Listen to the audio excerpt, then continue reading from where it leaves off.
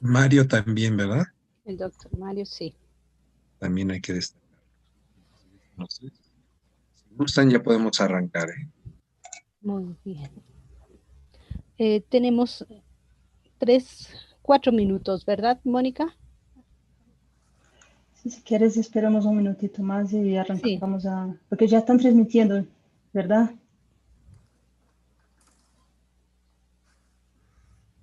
Yes.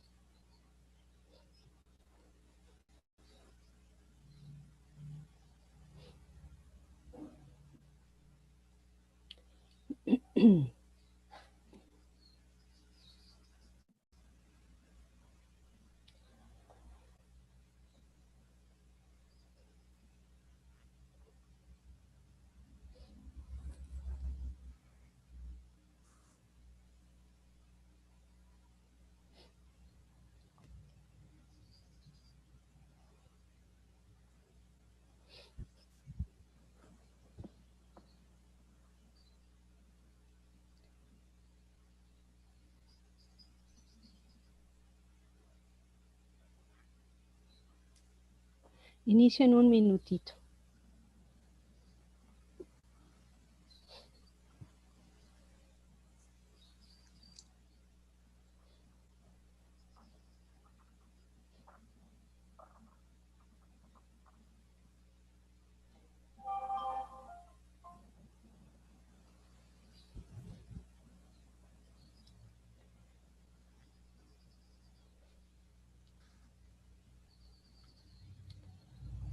Buenas tardes, sean dadas a todos ustedes. Agradecemos su presencia nuevamente en este tercer encuentro Norte-Sur Global, CISAN IIEc, que hemos iniciado desde ayer actividades. Entonces, en esta ocasión hemos titulado este tercer encuentro Turbulencias financieras y política económica en la pandemia, desafíos para la integración, el cambio estructural y el desarrollo norte-sur. Este encuentro está siendo organizado, patrocinado por los proyectos PAPIIT IN302020 y el proyecto IA 30920.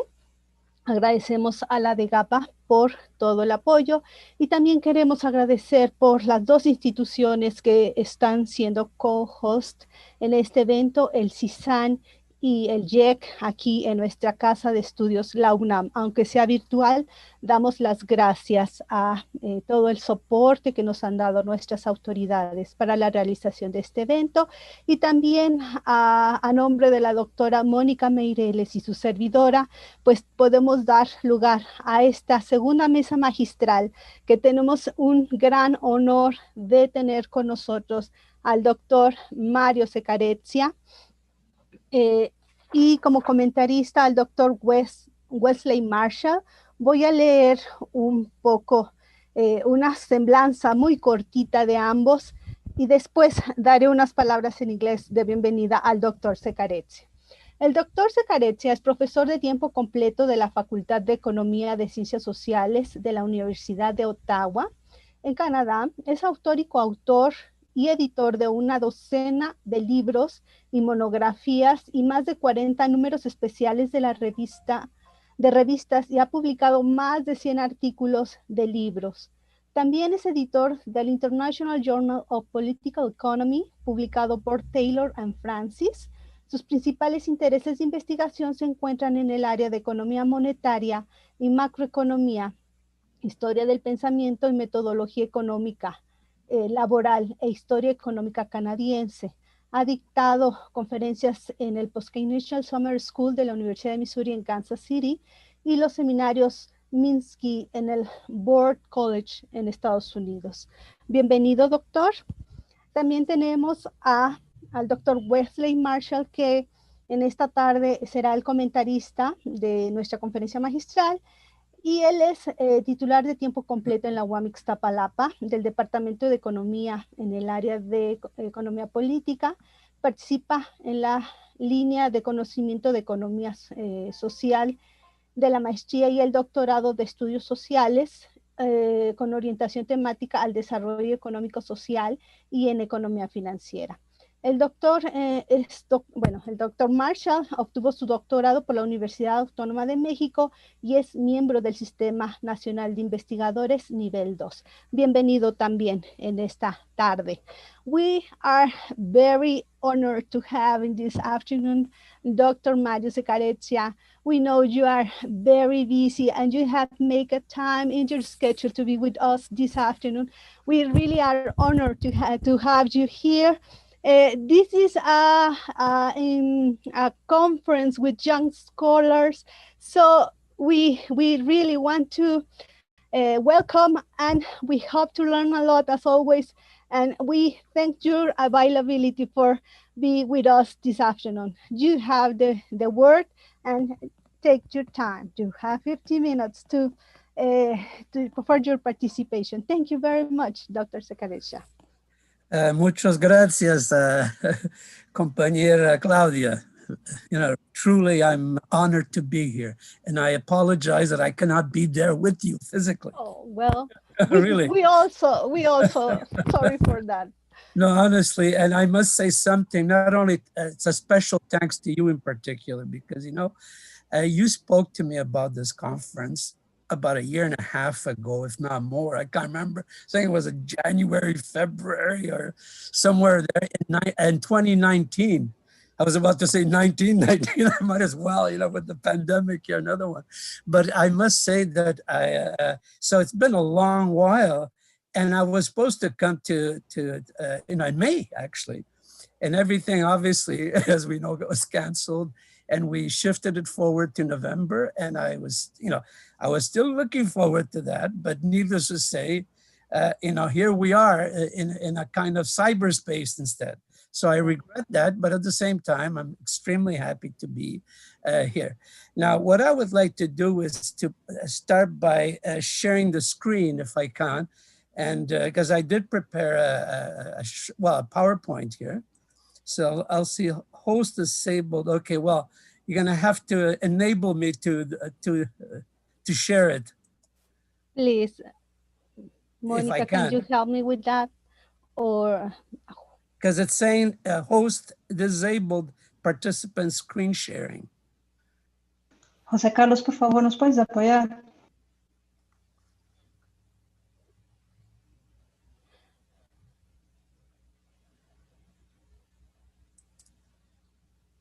It's still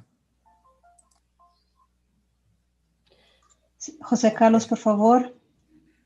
¿Podrías habilitar la pantalla del doctor Secareccia, por favor, José Carlos? Yeah, it's still not. Just give us a minute, please. And nice to see you. Thank you very much. I think now it's okay to go ahead. Okay. Oh yes, good, perfect. Yes. Okay, good. Let me just sort of put this here. Where is it? Okay. Okay. Could you see that now? Okay. Great. Well, actually, you will notice something. I slightly modified the title. I removed the S from pandemic because I mean it's a worldwide pandemic and we're part of it. But that's yeah. But and also changed not for chauvinistic reasons here. I put Canada first there, like as Donald Trump did with the with the new NAFTA thing there. But rather because I'm going to be talking more about Canada than Mexico, and it would be a bit of a misnomer to, to highlight it the other way. But otherwise, it's going to be covering, in fact, the three countries a little bit, and then we'll get mostly to Canada, which I know most about, and perhaps you would be most interested in as well, because I think it's an interesting example of what's been going on in terms of dealing with the pandemic, and I will highlight some of the major policy changes going on, Okay, let me, so what is the object of this? Actually, just realize it here. I may have to Well, I'm just sort of being cut off a little bit from the thing, but in any case, I'll do it. I'll try to make sense of what I'm just, because I have a problem with my view here.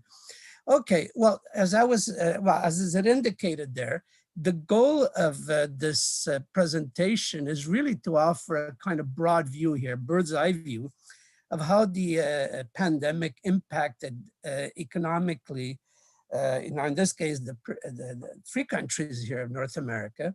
But I will address the question of whether the type of macroeconomic policies that were implemented in response to the pandemic, to the crisis, mattered in terms of what I would like to argue is the ultimate goal, which must be to protect, of course, the welfare, if you wish, of its people, whether it be in terms of income support, okay, and most importantly, of course, also in minimizing, obviously, the loss of life in the process.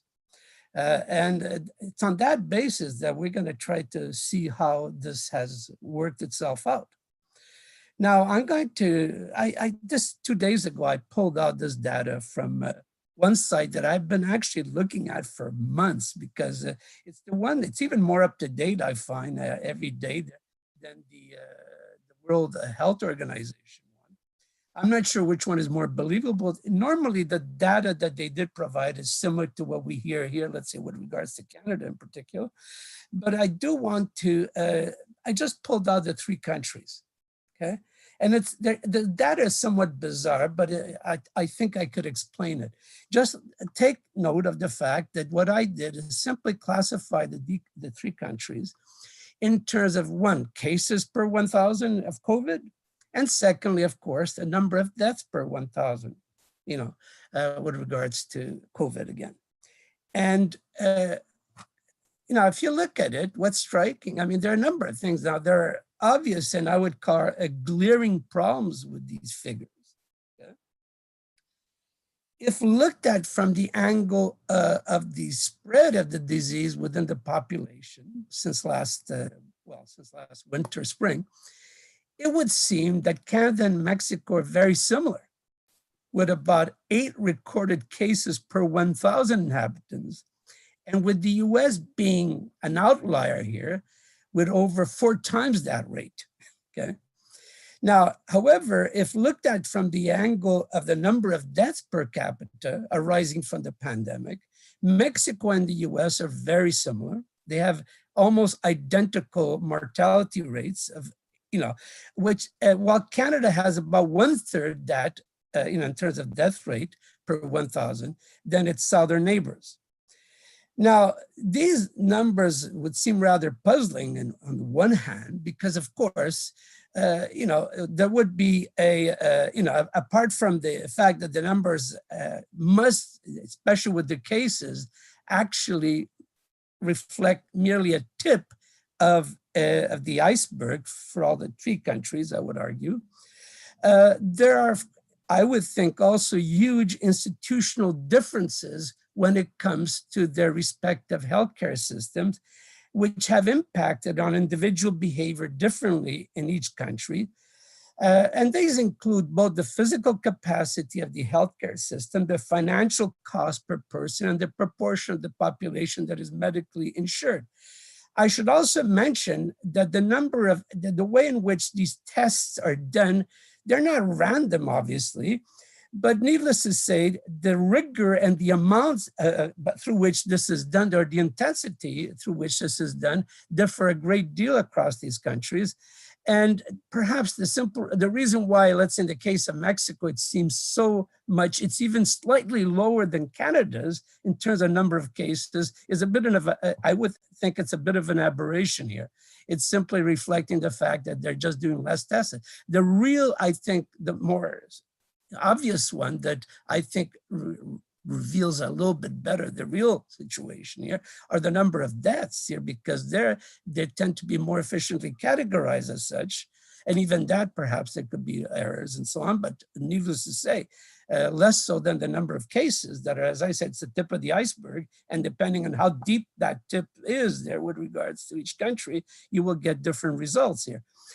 But what is clear is that at least with regards to the death rate, Canada has been doing a lot better on average in terms of the number involved here.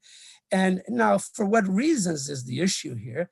And I would like to argue that it's not independent on the type of macroeconomic policies that were pursued, okay, during this whole period.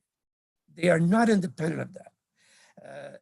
Now, needless to say, there are also obvious structural differences. You know, I mean, it's obvious that we have a healthcare system that is universal. There are a lot of differences that we compare, let's say, to Mexico or the United States. But what is clear here is that surely with regards to that kind of performance in trying to minimize, let's say, the number of deaths in particular, Canada did a lot better than the other two North American countries.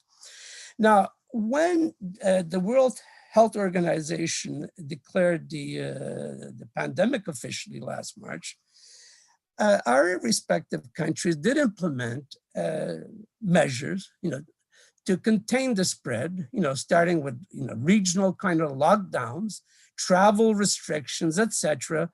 And all of that, depending on the respective, you know, jurisdictions in each country, that happen over the coming weeks, from towards the end of March all the way to April, of course, during April. Now, since the intention was, of course, to contain the actual spread of this disease, what it did is it triggered a collapse of the real economy as production declined in these sectors, especially in the commodity or goods producing sectors where physical distances, you know, cannot be maintained, as well as in a lot of services, including education, of course, as you would know very well, in your case as well, you know, whatever, restaurants, personal services, et cetera, all of these were heavily impacted. And these were, in fact, not only as a result of the actual shrinking of demand and all that resulted from that, as we'll see in a minute, but also, of course, because this was an active policy of the state here to restrict, you know, in this case, the movement and circulation and the contact of individuals. Okay? Now, because of it, actually, what's interesting is that initially, but it's not the case generally, because there was a lot of debate here in Canada in particular about that, whether or not this was what they referred to it as a she session versus a he session in the sense of gender impact of it, because initially it impacted more female employment than it did male. When we look at the incidence of unemployment, for instance, by gender, but not markedly. And in fact, as we're going to see, it not very much in reality, but there was made a big thing initially, but as I would like to argue, it won't be, it's not as important as it turned out, as it turned out, in fact, than what they were making it out to be. Now, let me just look at some figures here. I pulled this out of the OECD data, and what's interesting here is that the least affected in terms of overall real GDP growth, and this is something I was a bit surprised because we're going to see what happened to the unemployment rate. The US, the green line there, it in fact was the least affected, then Canada, and then Mexico was the most affected in terms of overall production. Okay. During that whole period. So I have data here from 2018 all the way to the third quarter of 2020. And if you look at the unemployment rate of the three countries in terms of comparison again, okay, what we could see here is that the United States and Canada are similar in terms of the overall, you know, evolution there. The United States kind of peaked a bit higher than Canada, but you know, they're not that far off. And if you look in Mexico, it barely, well, it did budge, but not as much as all that in comparison to the two other countries. Okay. Now, I'll have a lot to say about that in a minute. Also, just to make, remember we're talking about the so-called she session versus he session here of it, okay? What is interesting here, of course, is that if you look at the data, this is by gender now.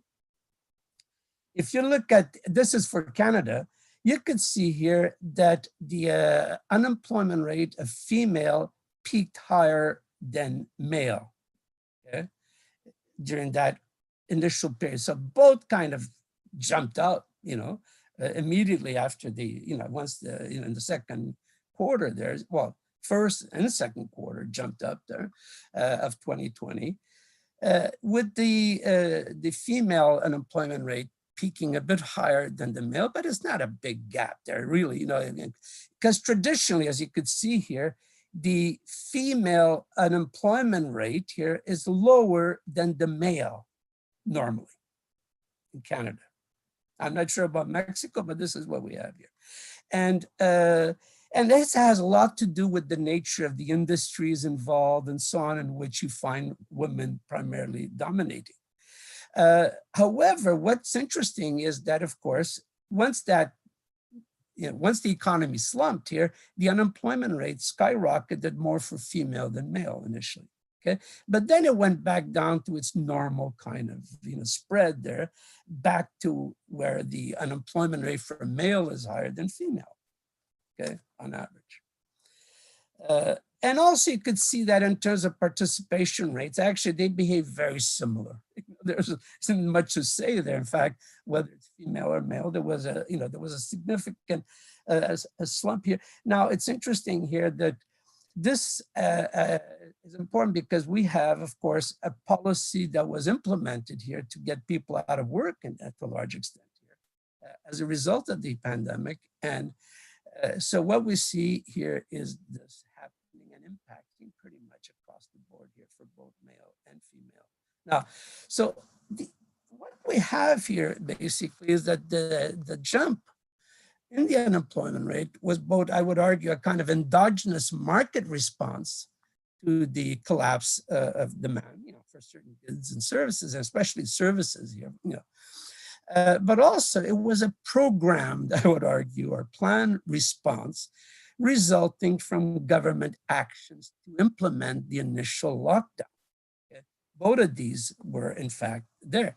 And the incidence of the unemployment rate was at the beginning, as I said, marginally more significant, or, you know, on female workers than male, but other than that, over the 6 months since then, that data changed, you could see here that it didn't really much, it's not important as much as all that. Now, the most striking phenomena among the three countries is that what we find is that the unemployment rate did not recover as quickly in Canada as it did in the United States and Mexico, where even actually in the case of Mexico, it barely fluctuated.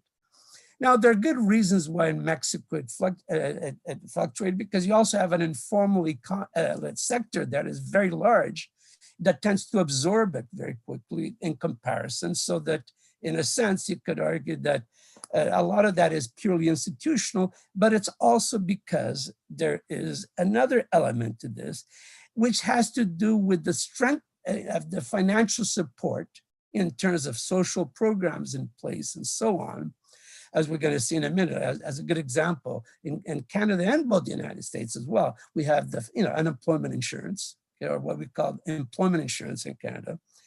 But also because in the case of Canada in particular, much more than the United States, there was a whole slew, you know, a whole battery there of special fiscal measures, especially, that were implemented, that would have really put in place here, that led to what I would, you know, what, as we're going to see in a minute, to explosive budget deficits. Now, let me just give you this is in terms of the net lending of the as a percentage of GDP here of these, again, the respective governments. Now, in the case of Canada and Mexico, I have general governments, so it's all of them combined. In the United States, I was only able to get the federal one. Now, it's true that for the state one, they ran balanced budgets normally, so it's not even much of an issue there. But in the case of Canada, no. And we have provincial governments that have been running big deficits as well, as we're going to see in a minute. So the general balance here is much more of interest here. Now, this is as a percentage of GDP. And what we could see here, obviously, we have a dramatic collapse here, okay, of the if you want, of the net surplus going from, with around zero almost here in Canada, as you could see here. This is the blue line. And then it was the one that has the steepest slope here, in a sense, compared to both the United States and Mexico here. Mexico is barely showing a big jump here, a big decline here, if you wish. But, and this to some extent reflects, how AMLO has been, the government, your administration has been reacting and responding to the crisis. Okay. But for sure, if you look at the Canadian case, it was the steepest one here. And I think this is perhaps a much more interesting picture for you. Okay. I pulled this out of a study done by one of our banks here that actually categorized it by in this case, by the discretionary and non-discretionary or automatic primary spending, the kind of, what do you want to call it, automatic stabilizers and stuff. And what's interesting, well, actually, of all the G20 countries, needless to say, Canada is kind of first here in terms of the steep, well, as we saw before with the steepness of the decline there, okay, where it reached about 20% of GDP, okay, as compared to the United States, which is less here. And then, of course, Mexico was just second to the last year. And Turkey actually running a discretionary part of their spending that is, in the opposite direction even, which is amazing. Okay? But in the case of Mexico, is close to, as I said, it's very little in comparison. Okay, so you could see it in terms of the actual response here that Canada was a kind of star here in terms of the amount of spending that was going on here. Okay. And, very strong kind of Keynesian sort of, or whatever you want to call it, your response here to the pandemic. Now, and as I said, most of that also, by the way, just from the figure you could see, most of that was in fact discretionary. We do have a lot of programs that are acting as stabilizers, like employment insurance, but at the same time, the overall proportion of it, as you can see, was discretionary. In other words, the government acted on what happened there and began to make huger changes in their spending policies. Okay? Now, so what were these various policies that were implemented?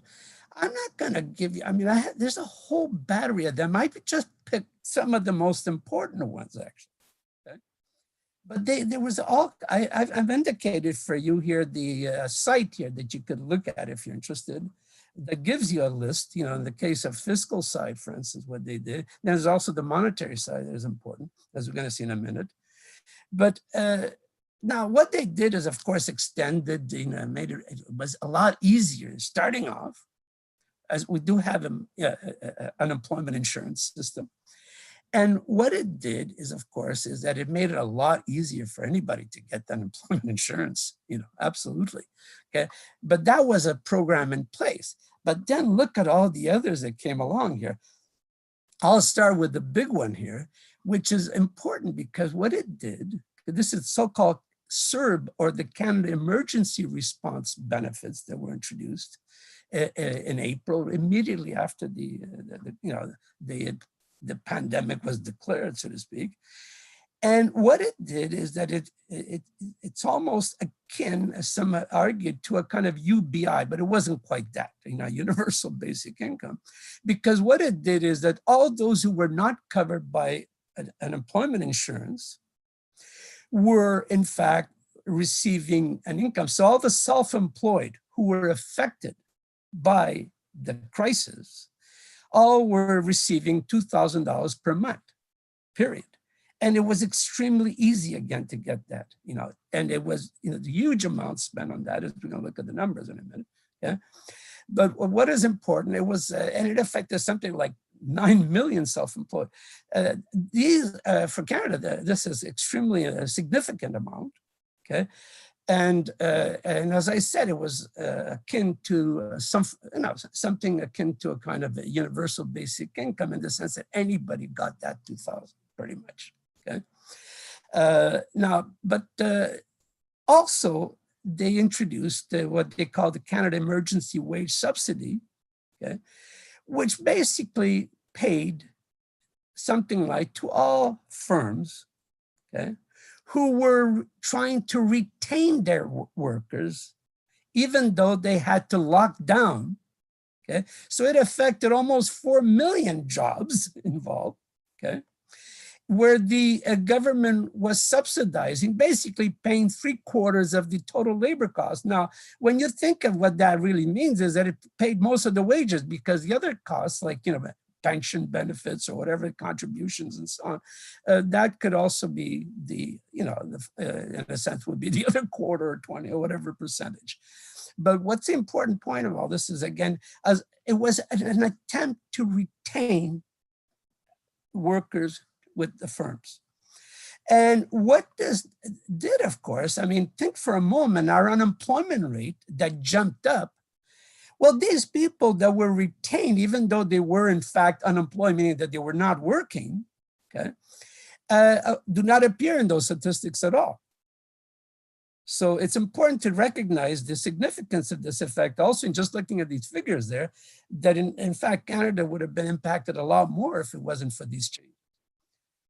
Now, in addition to that, they had other kinds of stuff, student, for instance, summer jobs, obviously all these students who could not get these jobs during the summer, they were all getting 1,250 for the, for 16 weeks, during the summer period, okay, until they went back to school, for university students in particular here, okay? Now, there were all kinds of other stuff. I just put some here, like the one-time additional family allowances, benefits, senior citizens, 6 mortgage and rent deferrals. I mean, there's all kinds of stuff there. Also, there was the Canada Recovery Benefit. I won't even go on here, but you can see the list here. And I've just highlighted some of the main ones, okay? All of these were introduced during this period here, okay? As I said, I'm not going to go through all of them because it's just too many, but I just wanted to highlight the numbers involved here, okay? That were extensive, okay? Also on the business side, now the only one that one could question in terms of wage subsidy, which is that 3/4 of labor costs that were being paid, okay, as I said, by the government. They also introduced this, what they call the Canada Emergency Business Account, which provided interest-free, partially forgivable, by the way. So if out of 40,000, usually 10,000 was forgiven. So let's say to a restaurant that had to close down, they would advance a loan of 40,000 to maintain them during the initial period. And then you'd have, this kind of forgiven, often about 10,000, okay? Now, depending on the case, they had to make their case here, but this was more direct transfers or advances, to businesses.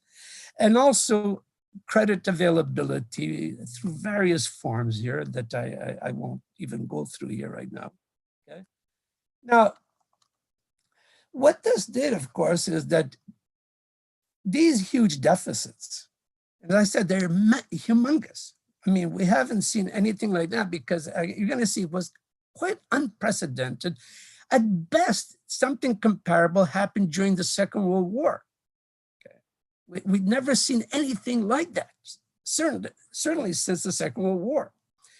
And now, when we look at the actual evolution, okay, of disposable income as against actual national income, there's a huge bifurcation, as we're going to see in a minute on the next slide. But before I get to the next slide, I also want to mention that when we look at the usual mainstream story about deficit spending, that especially in a situation where output is declining in the economy, okay, one would have expected a jump in the inflation rate.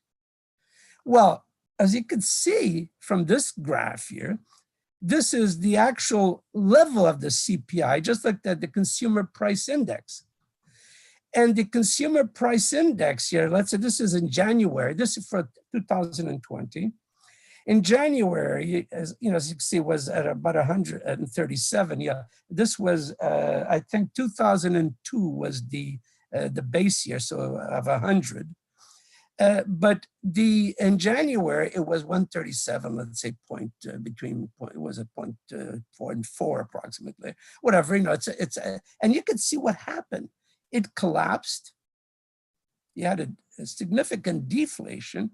And only recently, this is in October, did it get back to the level it was in January, approximately, okay? So the real fears in this country have been deflation and continued deflation because it could impact on wage growth as well in a terrible way, as we're going to see as we get into this. Now, also, and very important, there was an unprecedented bifurcation of the evolution here of the, as I said, the real disposable income and real gross national income. Okay. Normally, I just, again, graphed the data here from 2018, but normally they move in tandem. Obviously, disposable income rises as overall output or income, GDP rises basically in real terms, which is what you're seeing there, more or less. There could be changes in social programs or whatever, you could have transfers there. But what's important here is that what happened in 2020 is incredible, I would argue, amazing, okay? In what sense? And it's traumatic. You see a steep rise in the transfers, okay? And so building up disposable income in this case tremendously, while the real economy was collapsing completely, okay, during that whole period, okay, of the crisis. Okay, so you have a significant change here, as I said, in terms of policy, perspective. Now, if we look at what I call here, I call them the godly equation, but these are just simply the sectoral balances.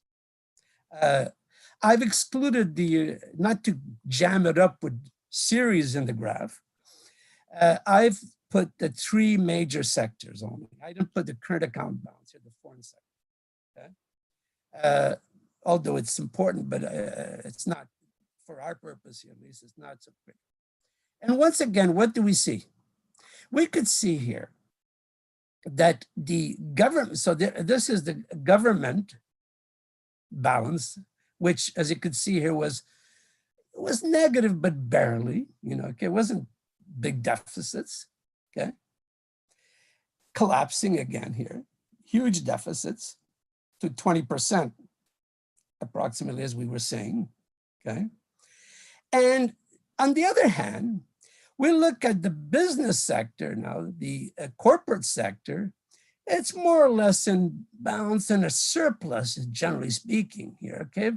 And then it just jumps up even more here in terms of, so in other words, for obvious reasons, there is inflow of revenues for the business sector, but it's not investing, and therefore they're increasing their savings, the business savings, if you wish, okay? So it's a net lender, if you want to call it that, in the economy, rather than a net borrower in the case of the government sector here, okay? But what's important is the household sector, okay? The household sector was a net borrower here. In other words, this is a sector where household debt was exploding in Canada, okay? And what we see here is a complete reversal of that, okay? Just skyrocketed again in the positive direction, okay? It became a net lender now, all of a sudden, okay? Actually, it's even more interesting. I took out specifically the savings rate, the household saving rate for Canada, which is very low, okay? As you can see here. historically. For a long while, since the 1990s and so on, it's been very low. And at the same time, of course, you got the government deficit. Well, it's obvious here, okay, that the big jump in the government deficit led to a huge increase in the savings rate to almost 30% from around 2-3%. Okay.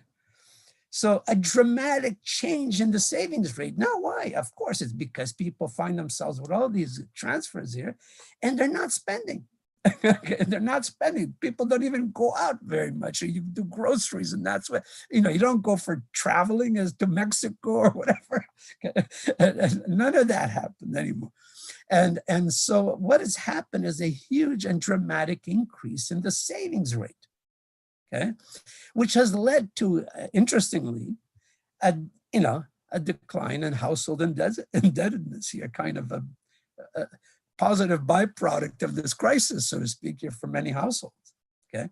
That all of a sudden, indeed, some cases where people that were not even earning $2,000 a month now find themselves with $2,000 a month, and as I said, it led to an important change in behavior once again here, okay?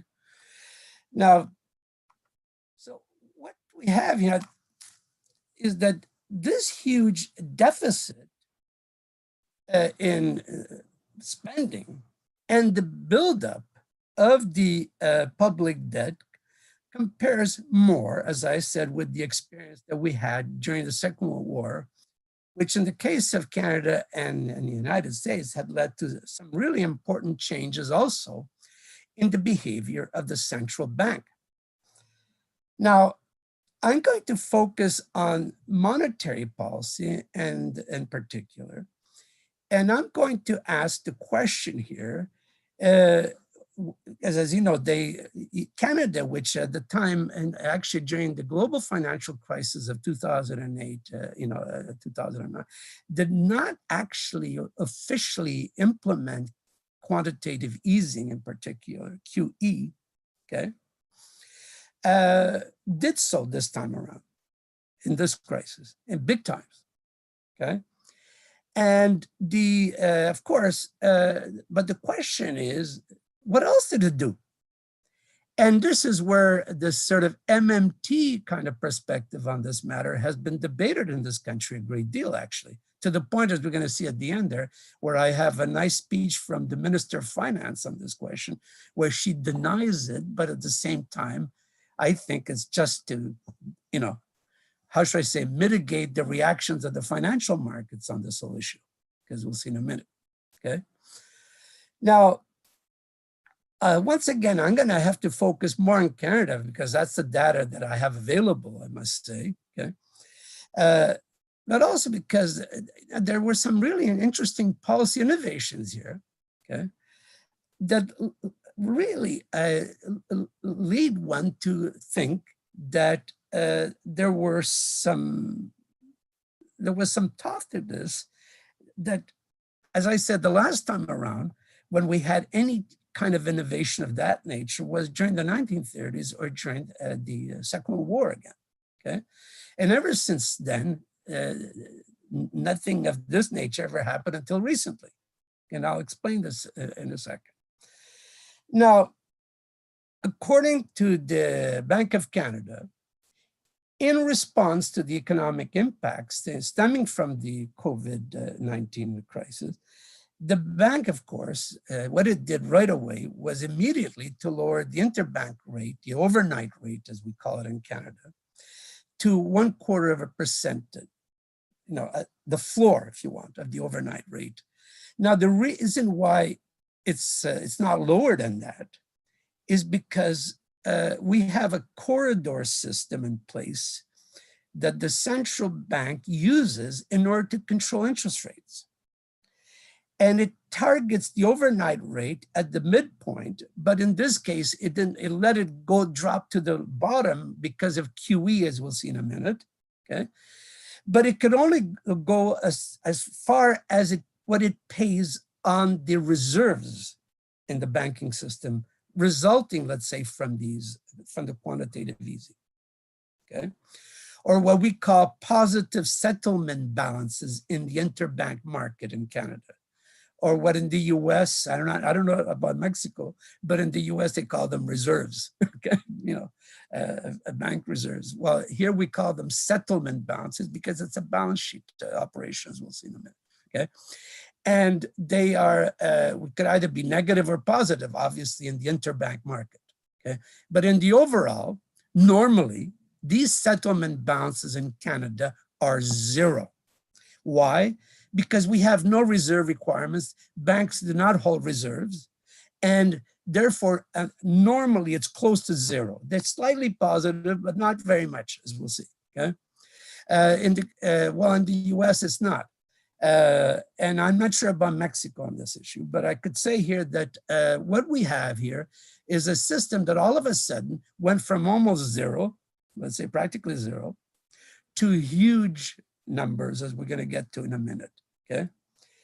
Now, the bank launched, in addition to this sort of, getting interest rates down to the floor, it also launched a range of liquidity facilities and purchases, okay, programs here in place to sustain asset prices.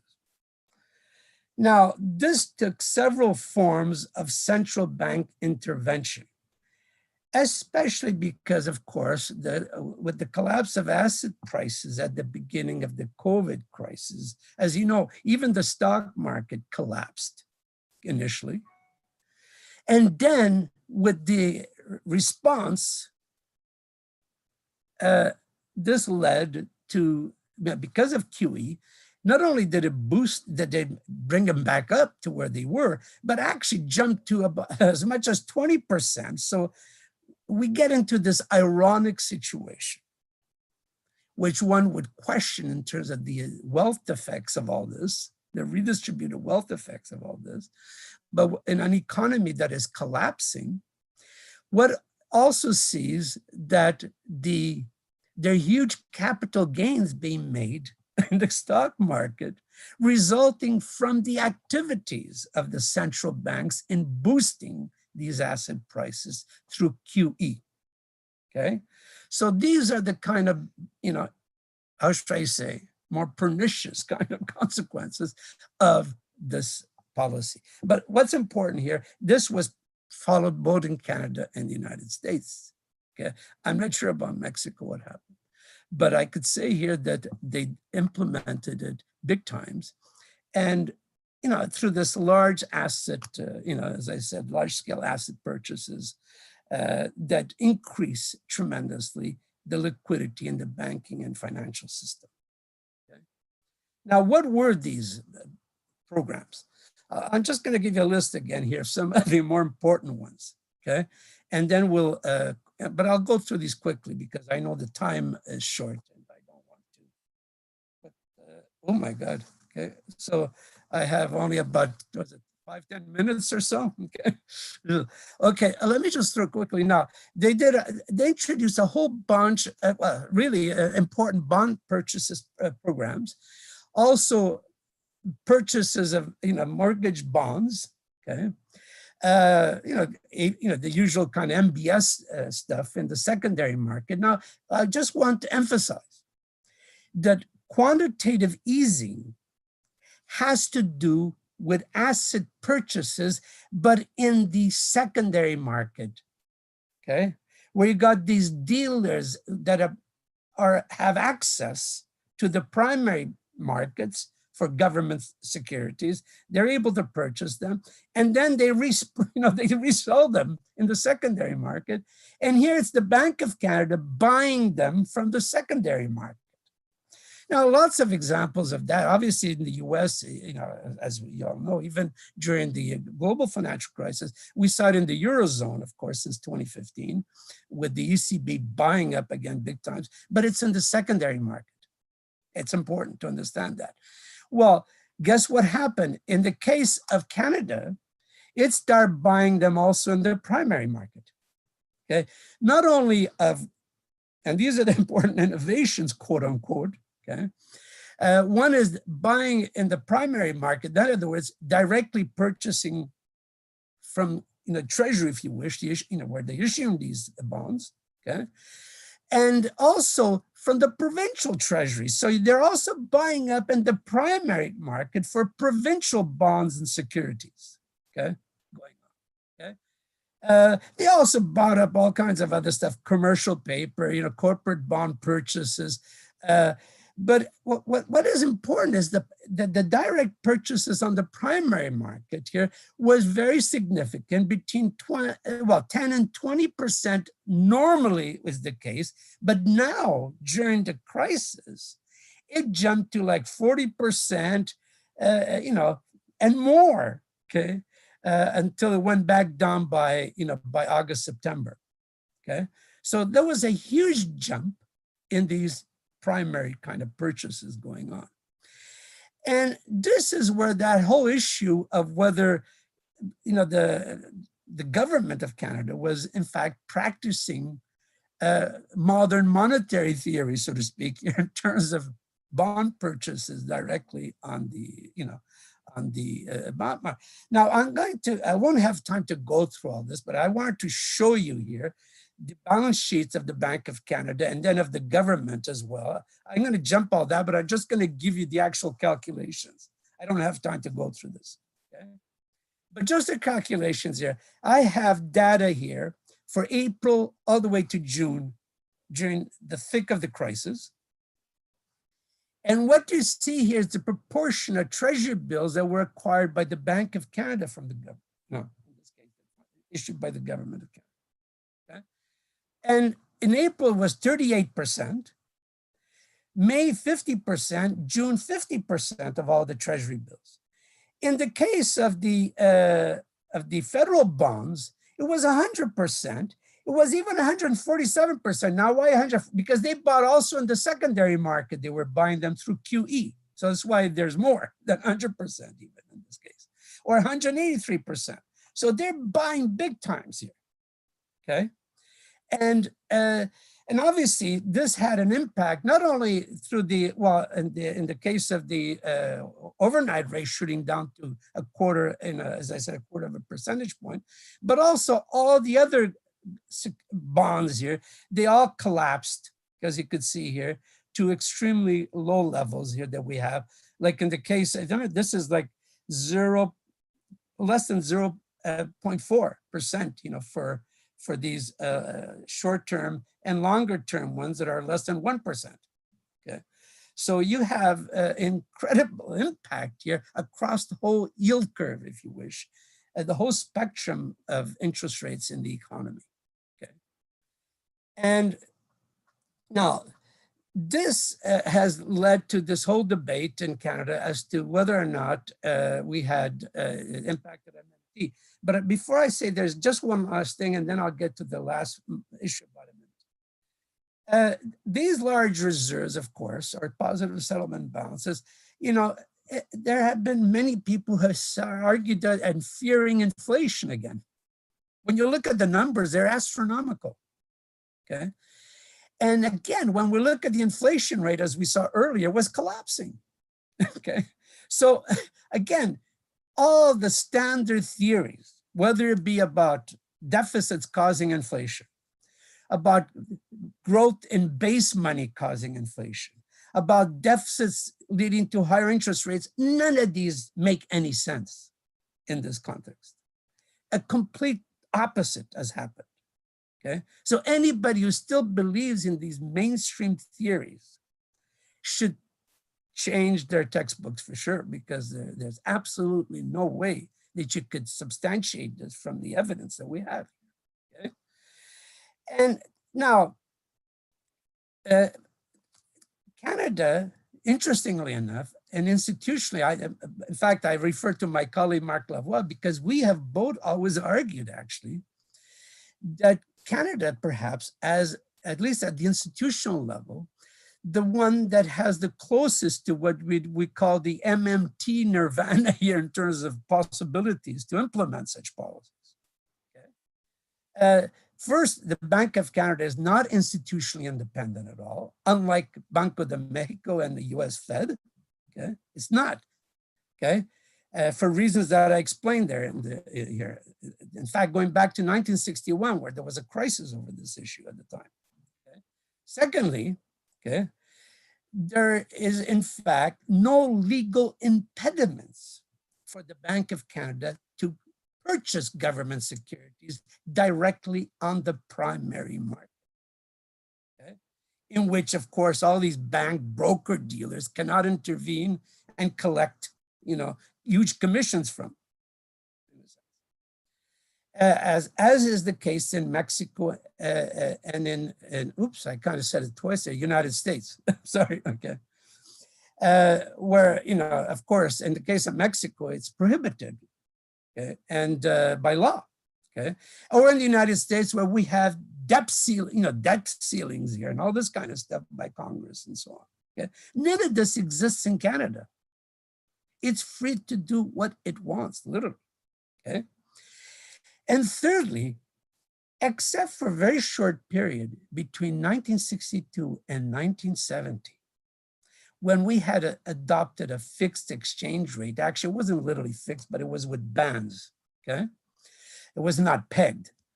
Since 1950, Canada has floated its exchange rate internationally. We have a floating exchange rate. In fact, even during the period of Bretton Woods, as I said in 1950, we were floating. We were not under fixed exchange rate, okay? And we have a pure float. The government, the central bank says it had not intervened since 1998 officially, okay? So we have a pure float right now, which is the ideal case for an MMT kind of policy, if you read the sort of literature on that, okay? Well, given these institutional features, as I said, you could see how this could be interpreted as a kind of pursuit of MMT type policies here. Well, I just have here this in October here, and at the end of October, October 28, our Minister of Finance delivered a speech at the Toronto Global Forum, where she refused, of course, to be pinned down as pursuing this kind of MMT policy. And I literally have a long quote from her. Okay? But this is the part where she says, essentially, having said all this, now it has to do with the fact that she's committed to big deficit spending, blah, blah, blah, all the other things there, but is responsible at the same time, quote unquote, according to the financial market interpretation of what having said that, she says here, let me offer this important caveat. While advocating expansive fiscal policy to battle COVID-19 and to grow our economy way out of the coronavirus recession, I am not among those who think that Canada should have a fling with modern monetary theory, which holds that deficits don't matter for a government that issues debt in its own currency. Whether on Bay Street, now Bay Street is like our Wall Street there in terms of Toronto, or Main Street, there are no blank checks and there are no free lunches, blah. So she gives all this nonsense about how, in fact, she kind of caters to that, but in reality, everything they've been doing is perfectly consistent with that, I would argue, okay? And I think it has more to do to kind of appease those who are critics, especially on the conservative side here, because we have a minority government also, and there's a lot of political, kind of maneuvering going on. And if they're accused of something that is deemed as irresponsible fiscal policy, this is, but it's interesting, I must say, now they're starting to criticize the government, but during the crisis, especially during April, May, and so on, when, in the thick of the crisis, there was an incredible unity, political unity among our political elites over the necessity to implement these policies. So it's kind of interesting. Now it's kind of, that consensus is breaking up, okay? And you're starting to see them attack, especially when they looked at those statistics, when they compared to other countries, how Canada's just gone way out there. On the limb on that. Anyways, I'll stop there and allow Wesley to to come into the picture here. And I'll be happy to take all questions. Thank you very much for your participation, Dr. Scareccia. Now we will give we give place to Wesley Marshall. Marshall, tienes alrededor de 10 o 15 minutos para comentar al doctor Scareccia y después de esto haremos la recolección de preguntas y respuestas. Gracias. After Marshall intervention, we will pick up some questions so you can answer them. Thank you. Yes. So,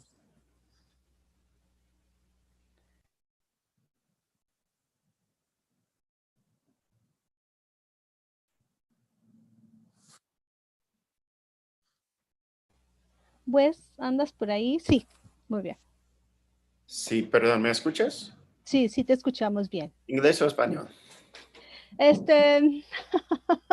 Quisiéramos, si puedes hacerlo en español, no sé si, well, Tú escoges. porque la audiencia está en español, sería Claro, bueno, sí, y si hay que hacer algo, alguna puntualización al doctor directo, pues se lo haces en inglés, ¿va? it's fine with me if you go All there and do this. I mean, it's fine with me. Although I should say to you right now that I will not answer anything that he asks. No, go ahead. Buenas tardes a todos. Un gusto ver a todos. Hola, Mario. Yo no creo tomar 15 minutos. Voy a ser un poco más breve y nada más quiero reaccionar a algunos de los puntos del doctor Scareccia. Primero, siempre es muy interesante escuchar el punto de vista canadiense cuando realmente en todo periodo histórico tenemos cosas muy diferentes que nos pueden servir de contrastes con las experiencias de políticas públicas que tenemos. Tenemos, desde que yo empecé a aprender cosas sobre el sistema monetario canadiense, tenemos que no hay reservas, que acaba de mencionar el doctor, muy importante. No hubo crisis bancaria en 2008 y 2009, bastante interesante. Luego, ahora esta exposición de la nirvana del MMT es bastante interesante también. Las características institucionales que hay en Canadá que podrían permitir la instrumentación mucho más ágil de un sistema así que en otros países, y parece que vamos hacia esa dirección. Si queremos regresar a la historia, el Banco Central de Canadá en la Gran Depresión, muy interesante también. También es interesante cuando estamos hablando de la pandemia para ver la diferencia en respuestas. Hay un virus que no tiene fronteras, no tiene política, pero la reacción a cada país es muy diferente. Y como podemos ver, todos vamos a sufrir consecuencias, pero las consecuencias que vamos a sufrir en México son mucho más graves y se debe a la respuesta económica que no tiene que darse. Hay que matizar mucho. No es lo mismo estar en el Banco Central en Canadá que en México. Son posiciones en el mundo muy diferentes. Hay que matizar, pero es importante resaltar que hay mucho margen de maniobra y se puede hacer las cosas de forma muy diferente.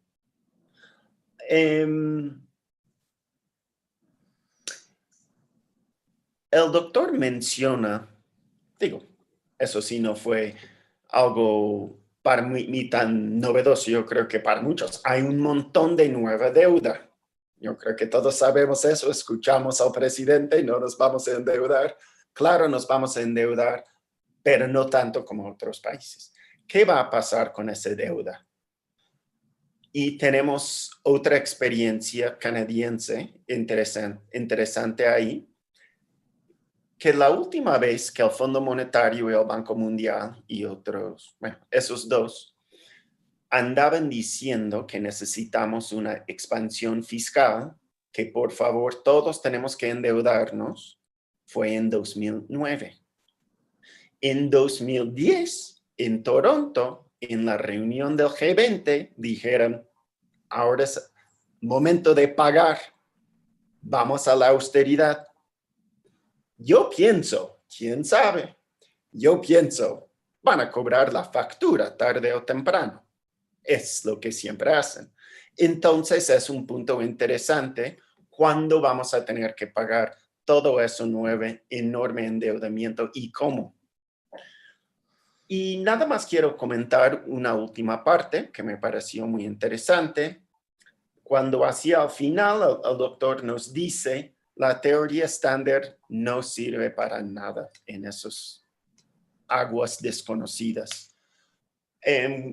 Pero como él ha estado argumentando desde hace décadas, nunca ha servido. Es muy evidente ahora, pero nunca ha servido. Y tomamos unas cosas. ¿Quiénes son los que fueron el gran apoyo académico del viraje del Fondo Monetario hacia la austeridad en 2010 en el G20? Fue Carmen Reinhardt y Kenneth Rogoff. Ellos, con su gran hipótesis, que hay un umbral de endeudamiento de 90% del PIB antes de irnos a la crisis macroeconómica, que posteriormente un alumno en la Universidad de Massachusetts, al exigir sus datos, se da cuenta que no están haciendo un estudio en serio, están solamente usando los datos que les sirven. Pero no importaba. En todo caso, vamos a la austeridad. Hace unos días el mismo señor Rogoff tiene un artículo interesante diciendo ahora no hay volatilidad cambiaria. En México, ningún país hemos visto crisis de cambio. Pero, bueno, no tenemos crisis de cambio. Como el doctor dice, ningún problema de inflación, ningún problema de sobreendeudamiento. En cualquier otro momento, si vemos los variables macroeconómicos cambiar como han cambiado, hay crisis en todo el mundo. ¿Por qué no hay crisis en todo el mundo ahora? Pregunta interesante. Digo, porque no es mío, muchos lo preguntan. Entonces, estamos en un momento bastante curioso y el último punto sobre inflación o deflación. El Martin Wolf del Financial Times, un barómetro interesante para ver qué están pensando desde arriba, hace 2 días también saca su nota que vamos a regresar a la inflación. Desde hace ya casi una década, todos están diciendo, necesitamos inflación. ¿Cómo vamos a poder regresar la inflación? Pero como el doctor nos enseña, vamos cada vez más hacia la deflación. Cada vez que intentan más, según ellos, ir hacia la inflación, es nada más deflación. Pero obviamente no están usando todas las herramientas. Esas fueron mis reflexiones sobre la participación del doctor Secretaria. Quiero agradecerle mucho, fue una plática muy interesante, aprendí varias cosas nuevas y como siempre tener la visión global del doctor es muy enriquecedor para mí y espero que para todo el público. Y ahí lo dejo. Muchas gracias a todos.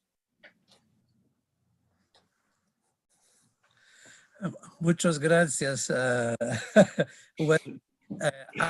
Could I just, am I allowed to comment on one thing or should I? Well, we have around 40 minutes, 42 minutes. So if you want to take 5-10 minutes to just a few reply. minutes. I mean, just to respond to one of them. Yes, just to reply, and after we are going to collect some questions from the public. All right, go ahead. Yeah. Well, thank you very much, and thank you very much, Wesley, for your comments. I appreciate them very much. I should say that I liked especially your comparison with what happened immediately following the global financial crisis. And then, as you said, in Toronto in 2010, there was a complete reversal of the policies of, back austerity, whatever, Mark II, and so on, okay? So, and will this be, again, another round of this? Absolutely, I think this is gonna happen again, and are they gonna try? See, what has happened already, and we're seeing it in Canada here, big time, so, as I said, what was remarkable initially was a sense of unity, of purpose. No, here at least there was, not in the United States where they've been bickering forever, and it's like the Titanic, that's, they're fighting there as the whole ship sinks, as we could see even now there. Okay, here there was a sense of purpose initially. Okay, and even the conservatives, even the diehard ones, really, either they shut their trap because they know politically they would be eaten alive almost, or, as I said, they actually agreed in a sense, okay? And so when the ship is sinking, so to speak, everybody believed in building lifeboats, if you wish, and did so, okay? But once you're in the high sea now, there's gonna start to be bickering here over which way to go, as you could imagine, okay? And which direction. And what has happened, of course, over the last couple of months at least, okay, until the summer, I would argue, things were solidaristic when it came to this issue.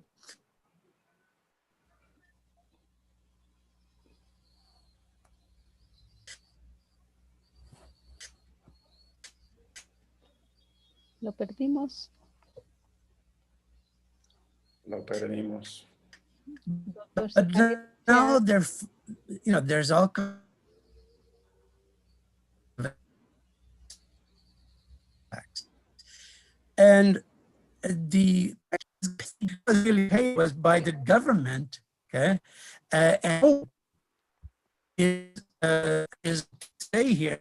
And then the question is, was this debt ratios that we faced during the Second World War, by the way? And at the time, nobody, even after the war, ever questioned that the high deficit, or debt rather, ratios at the time, to be of importance to address, because they disappeared on their own. Once we recovered growth after the Second World War, okay, those debt ratios declined dramatically throughout the first 2 decades of the post-war period. However, when they started to become a problem, actually, ironically, is when they started to implement anti-inflationary policies with high interest rates that slowed down the economy, raised the servicing of the debt and everything else. And that's how they exploded, by the way, historically, okay? Except during recession period, where you're going to have a bigger debt, appearing as a result of, the response of the state here. But if they're able to return to some kind of recovery phase, then the question is that much of this kind of fighting may settle down.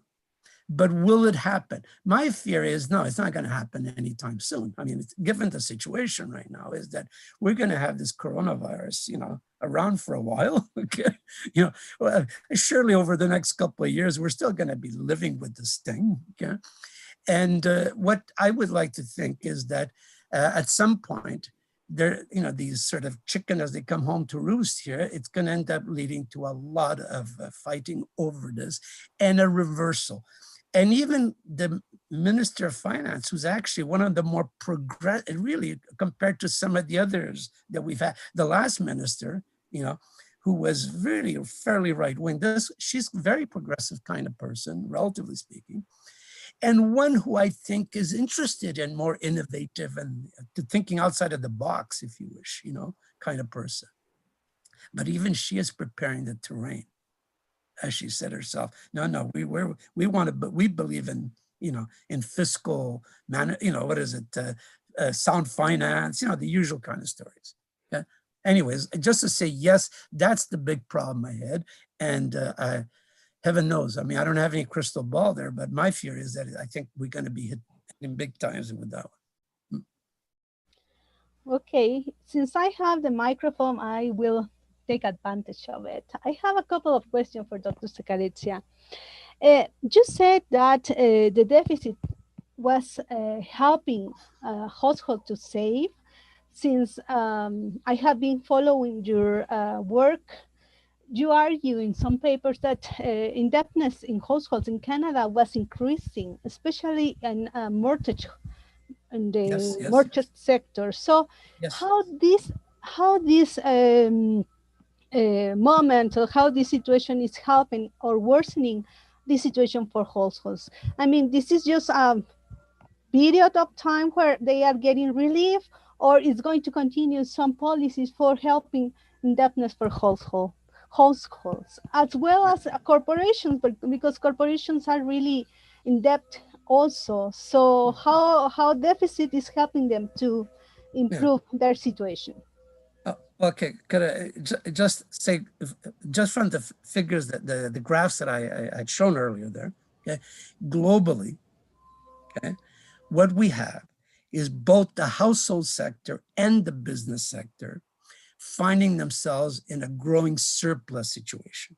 Now, that's obvious when the government sector is running a deficit. I mean, they are mirrors of each other, okay? So here's a case where the business sector as a whole, and I emphasize that because that's the problem, okay, is that when you disaggregate it, you get into a different story, okay? As a whole, what we have is the business sector doing relatively well globally, okay? In fact, as I said, they're reducing their debt ratios, comparatively speaking. Same thing for the household sector. But in fact, in the household sector, it's a bit bizarre what's going on here, because in the midst of a pandemic, we have a housing bubble almost still going on. And this is being fed by two things here. One is the epidemic itself, where people are trying to leave their apartment if you're renting, for instance, because now you could go outside of the city and still work. You could work for, like, from the university, for example. You could work, even if you're in Mexico, you could still teach. Okay. But you're going outside of the cities in this case. And so there's a lot of buying going on. Okay. So there's a kind of revamping, whatever you want to call it, of the way in which the housing sector is expanding. So the debt ratios are not falling as much as they should, just from the fact that you have this huge savings rate. Because what's going on here is that a lot of this kind of liquidity of the housing sector, the household sector, is actually now spurring on growing indebtedness to borrow, to buy at these incredibly low interest rates here. We have interest rates less than 2% on mortgages for 5-10 years. So with that kind of situation, people are jumping onto that, okay? And secondly, of course, as I said, you have the fact that, so you got, on the one hand, higher savings, but on the other hand, it's also stimulating certain kind of activities. Now, as I said, this is the aggregate. This is not true both for businesses and for households at the individual level, if you want to call it here, because as you know perfectly well, if you've read any, like for instance, the paper that I did with Ursula in the Journal of Economic Issues from this year, okay? Well, that one, if you look at the figures, we showed how, in fact, you have at the very low end of the income distribution, the savings rates are, are not as strong. Now, unfortunately, it's annual data. By the way, I looked for it because I was looking to see what was happening there. Unfortunately, the data is an annual data available. So we will only know by next year what happened this year, okay, in terms of the distribution of the savings rates by income categories, okay? But if I had to imagine more or less what's going on, it is clear that if you were at the bottom end of the income scale, okay, you're not going to be facing, in other words, your savings rate is going to be very low. But you know, because of these payments that went almost across the board to people, okay, it's actually, I think it has probably reduced the income distribution, okay, somewhat over the last 6 months, has narrowed it, and some of that has trickled down to the level of the low income categories, okay, of the first quintile and the bottom quintiles. So that what I'm getting at is that hunch is that that this is true for across the board, but less so at the bottom for sure, okay?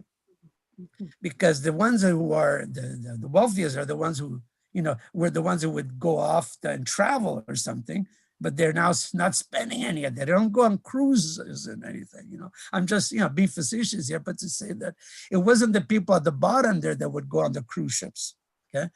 And therefore, what I'm getting at is here that this has, I think it has, you know, led to increases in the savings rate, primarily on the upper hand, less on the bottom hand, but I think it has in fact reduced that weight of the debt, okay, that existed before. But as I said, I don't have the data to show it, okay? We don't have that information yet. It's too early in the game. But that's my feeling about that. And the same thing for the businesses. Obviously, there are sectors of the economy that just went on, you know, retail, like for instance, groceries, they are booming. They're doing super well. They're huge profits there, okay? But there are other sectors, but the restaurants, as an example, they've collapsed almost, you know, because, you know, people don't go or they have to restrict them altogether. So what has happened there is that you've seen kind of, again, a widening. Okay? Those on the bottom end here again, they are getting all these credits, advances from the state, okay? Even with some of the stuff, remember they were getting, let's say for a small and business, medium-sized business, they could get up to 40,000 of advances, okay? Well, which isn't much if, you know, if you're dealing with annual revenues, let's say, that have collapsed, you know, to half of what they may have been. But, you know, there's been that. And as I said, the government has, you know, allowed some of that to be a grant, if you wish, a direct transfer, but only about a quarter of it. So you're not talking about much. And if you're a small business, you're in trouble. Okay, here, and they're all crying about it because they don't want, they just want things to really open up, you know, in a way that, you know, that's not happening right now because we've seen a second wave of it. And it's happening here just like it's happening in the United States right now and probably in Mexico as well at this point. Okay, so there's a lot of debate exactly over that. Okay, because those businesses that are hurting are at the low end, but the big ones, okay, except for the you know, as I said, the air carrier, like, you know, Air Canada, for instance, all these, the really important businesses, especially in, as I said, in certain sectors, you know, in the food and processing and all that, they've been doing extremely well. Okay, their profitability has risen, has not fallen.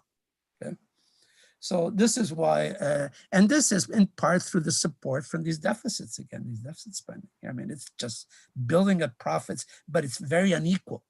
Mm-hmm. Okay. And it's also, as I said, it's going to a lot of these households, but it's more equal there than in the business sector. I would say the transfers through these deficit spending. Thank you very much. Dr. Monica Meireles thanks both of you for your participation, and she has a question for both of you. So what are the political change that this situation may lead? I mean, do you consider there is any political change in, that is result from this situation, that results from this situation? Both of you. Oh God, I don't know if Leslie wants to go ahead or. I'm happy to go ahead to give you a minute to think. Sure. Thank you. No problem. It's a great question. And I know we have some important elections coming up in South America this year. My guess, well, who knows? In South America, it looks interesting, but I would think in Europe, North America, I don't see that this would have any real political effect. So sorry if that's not too much time to let you think, Mario.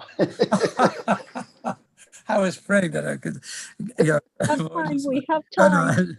No, I'm happy to answer this. I mean, I don't have a simple answer, obviously. I mean, I don't have certainly I don't have a crystal ball here to know what is going to happen. But what I could say, honestly, is that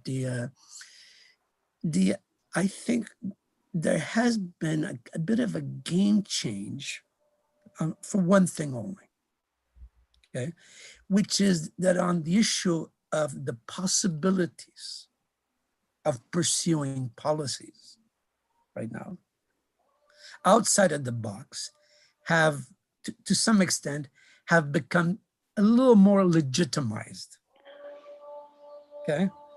Not completely. I mean, we still, as I was saying earlier there, you know, our conservatives in our opposition, they're attacking the government for running big deficits. But they're careful not to be too vocal about it too. Because obviously they're all feeding on it, okay? And some of their own constituents don't want, you know, like the business sector doesn't want a deficit to go down the tubes here, and because it will mean real problems for these companies as well. But what it has done, I think it has opened up, like, to some extent. Now, I only say to some extent because we're in a completely different world than it was right after the Second World War. Completely different world, okay? But at least on this issue of the policy discourse, it has opened up and legitimized policies that until the first crisis, that is the global financial crisis 10 years ago, also they kind of budged a little bit on that. If you recall then, during the crisis, all of them were pushing for fiscal deficits, you know, et cetera, et cetera. But as you said, as Wesley said, by what, 2010, barely 2 years later, not even, okay, they reversed it.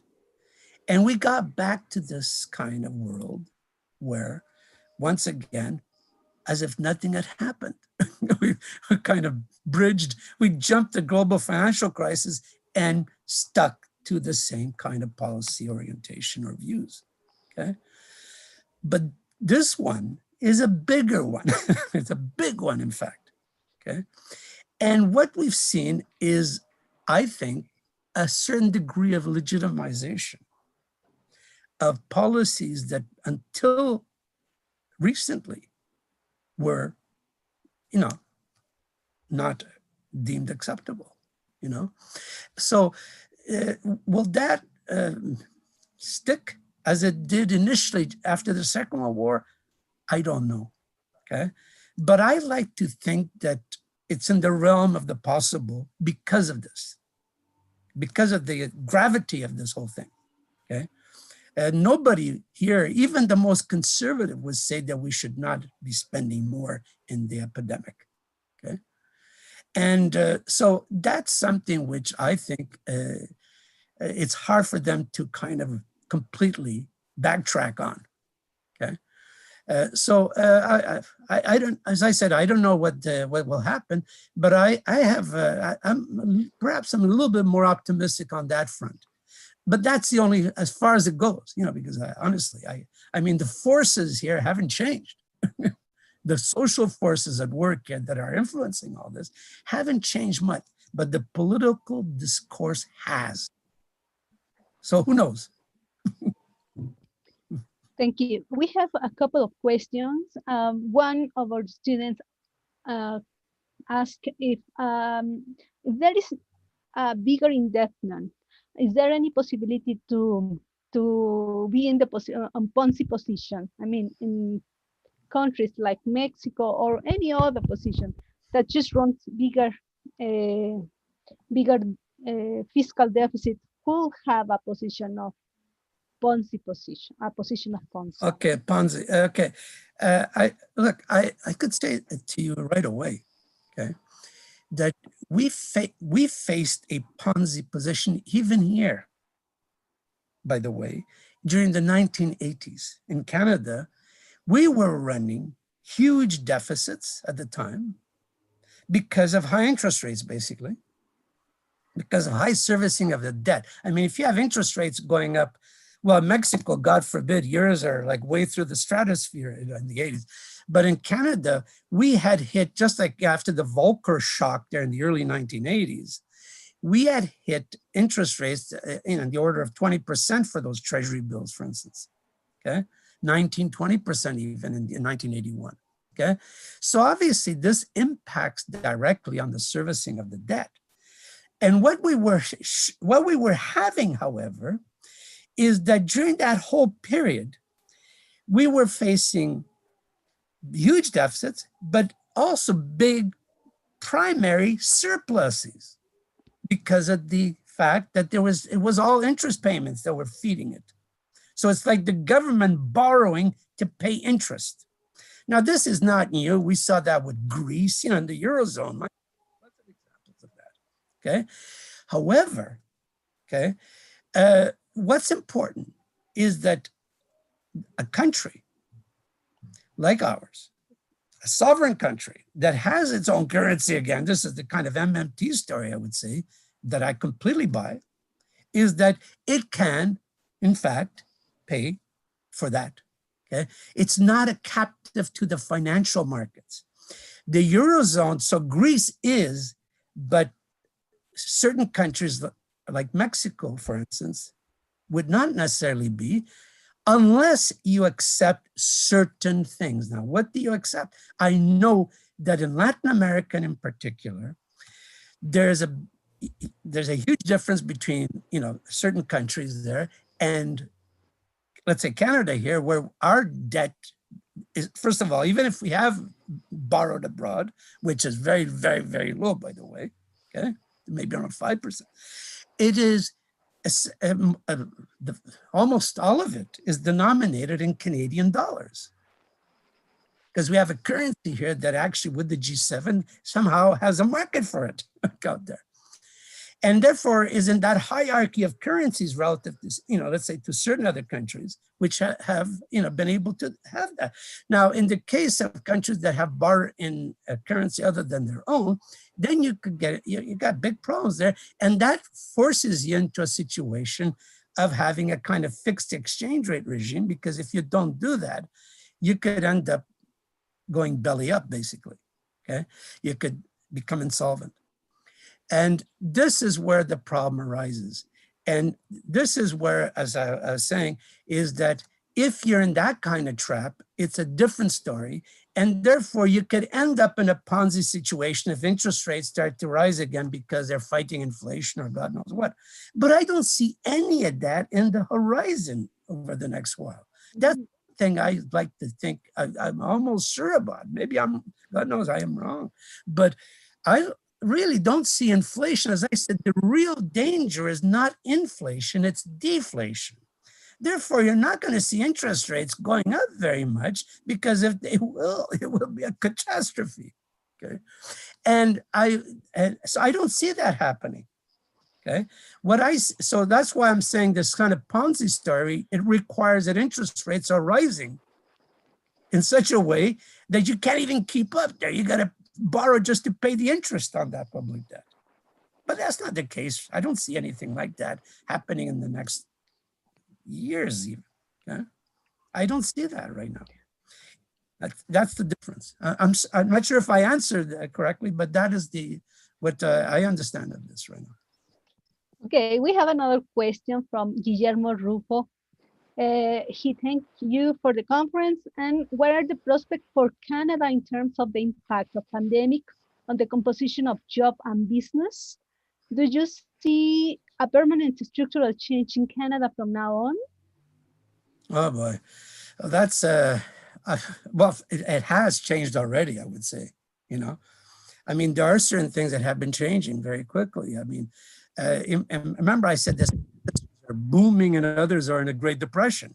Okay. Now, the industries that are booming, like, for instance, all the carrying kind of trade part there, you know, like Amazon or the Canadian equivalents of some of those, all the stuff where you buy anything online, this thing is booming right now, okay? And especially during, as we're getting close to Christmas and all that, it's going to be interesting to see how this is going to happen. But my point here is that it depends on the sectors that are technologically able to deal with this, which, as I said, is not a short-term affair. I mean, the fact that we're going to be buying more online, as an example, rather than going into a shopping center and buying stuff, I think this is changing already, and it's going to be dramatic. And I have a feeling that within the next, and it's not reversible, you know, so in the next few years, it's not as if we're going to go back to the shopping centers in the same way, okay? So some of the more traditional industries are going to be changing here, for sure. As a result, not just of technological change here, which is obvious here, but the mere fact that because of necessity in some cases, there has been changes. And even in certain areas like education, I mean, all of us know, will they still even need us? I mean, there's another issue, okay?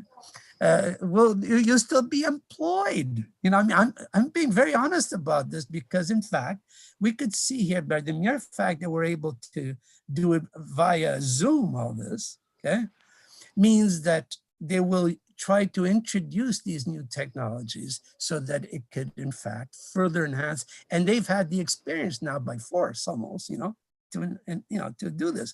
So all I could say here is that, as I said, again, I don't have a crystal ball, but what we do see is a realignment in terms of the industrial structures, okay?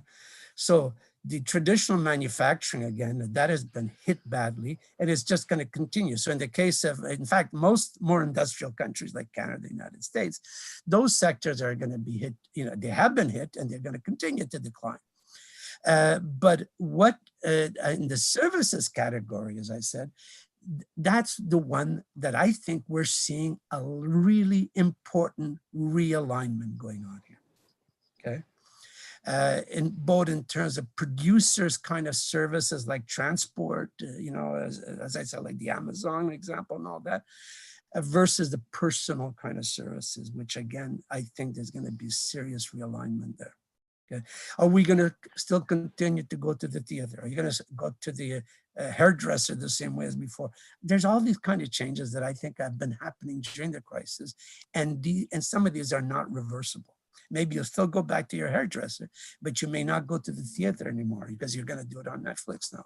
You're used to that, and it's going to stay on like that. You know, there's a lot of things going on at that level in the service sector, which I think are going to be they're dramatic. And we're going to see the outcome of this in the next few years, not in the next decade even, or next 2 decades, in the next few years. It's short because they have been important changes already. They shook up the system. But in terms of jobs and employment, what are the changes? I mean, this this desire to implement full employment policies right now, how long can last with these changes going on? Well, yeah, in terms of full employment policy, well, it's very interesting. You know, if they want these changes, that, you know, the good thing about this country compared to the United States, I don't know about Mexico exactly in the details of this, but I think it's more like the United States, is that we have still an important trade union sector. You know, in certain sectors of the economy, there's fairly important unionization going on, you know, that have retained that position despite the crisis right now. Okay. Now, why is all of that important? Well, it's because they need to have a support system in place to manage these technological changes in order to be able to get people to adapt and change, not having a fight all the time over it. And to do that, you must have, one, a full employment policy together with a social safety net here that is significant. If you have those, you could get cooperative relations in terms of the adapting of technological change to whatever it might be in firms and so on. If you don't have that, you're going to get resistance to that. It will lead to all kinds of strife. We've seen that in the automobile sector, by the way. Okay, it's interesting, in the automobile sector, they've negotiated a deal. This is the fact that Canada has lost a lot, actually, relative to Mexico, that has gained, because of the North American industry has been kind of reshuffling on the continent. But just recently, about a month ago, if I remember correctly, they negotiated a deal for, again, to have a whole new plant, just building, let's say in this case, electrical kind of, cars that would be, so that they're focusing exclusively on certain kind of activities. But this was done through the negotiations, again, with the unions, okay? And it would have been difficult without them, okay?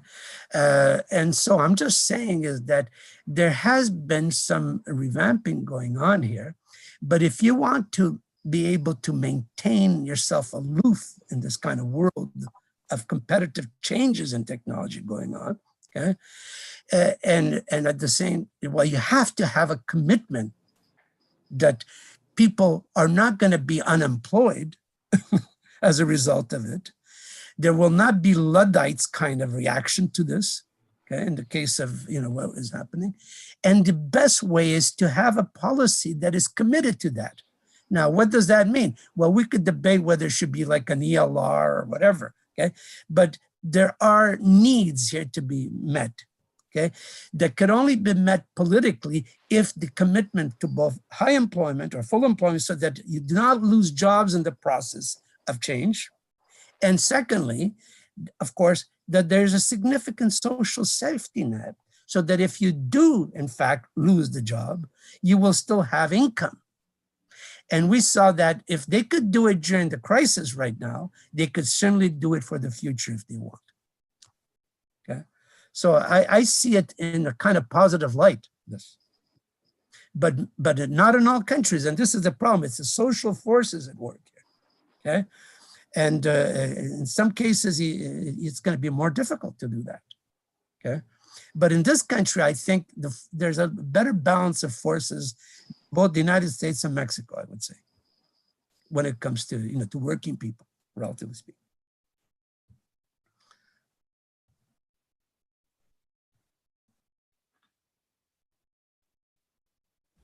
Sorry, I don't see any more questions, but if Monica has another question, she can have the time. Otherwise, you can close it with a couple of 2 minutes comments, both of you, so go ahead. I don't know if, would you like me to start? Anything else? Oh, okay, I'll wait for the questions if there are any questions. Yeah. Okay, thank you.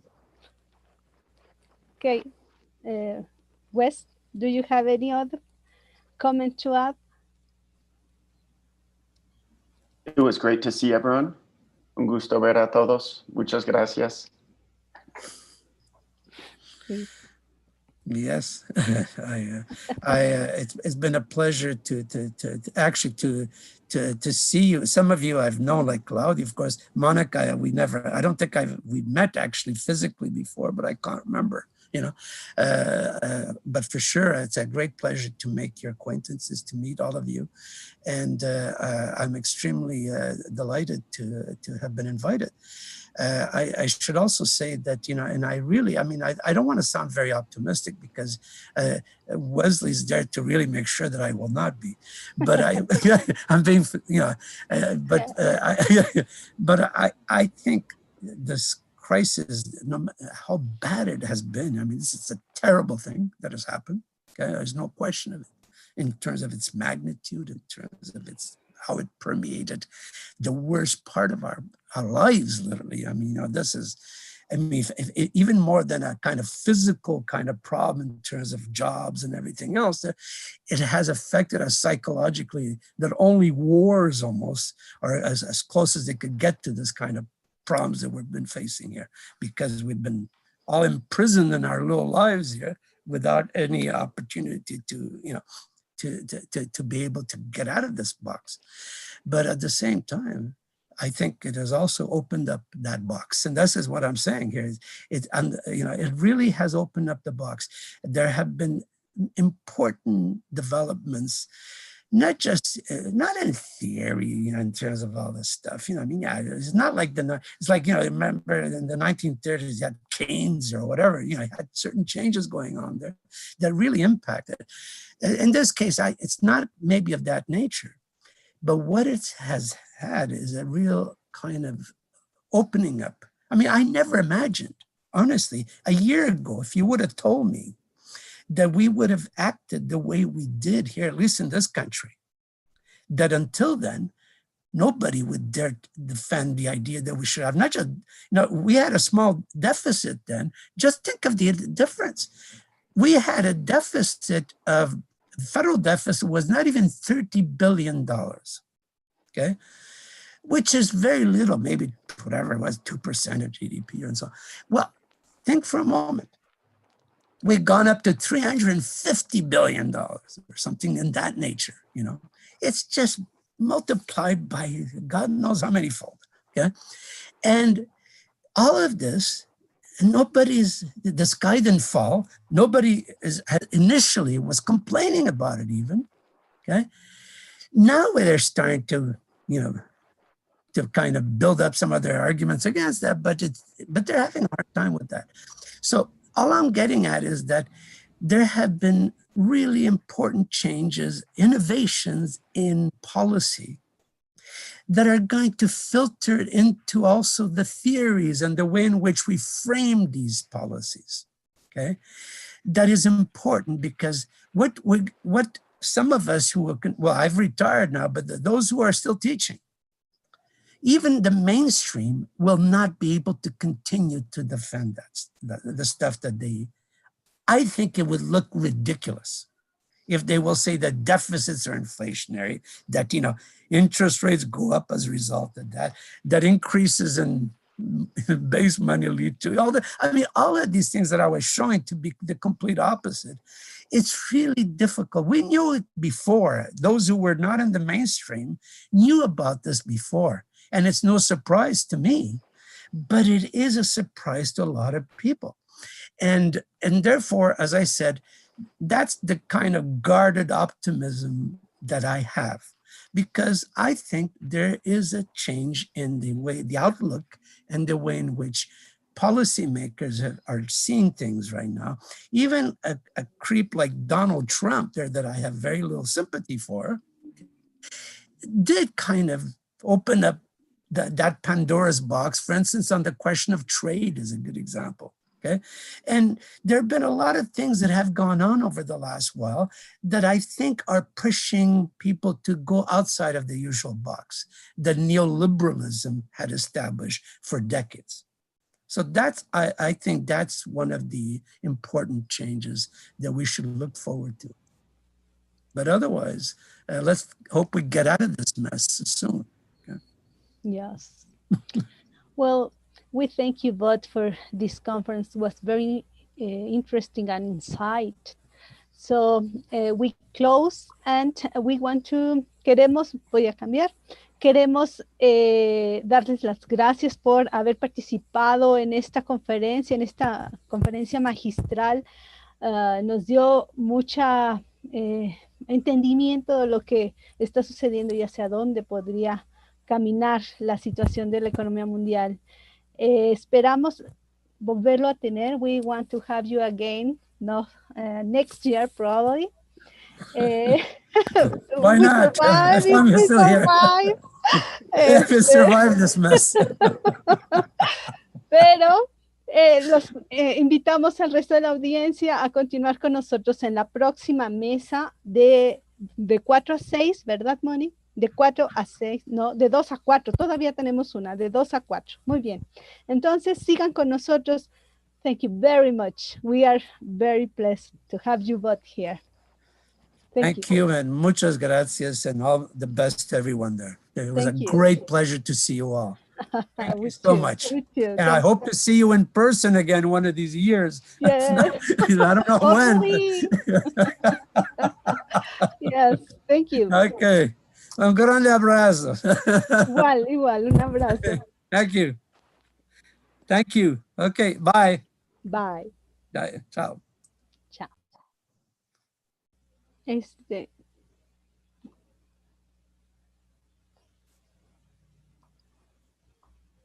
Hola, José Carlos.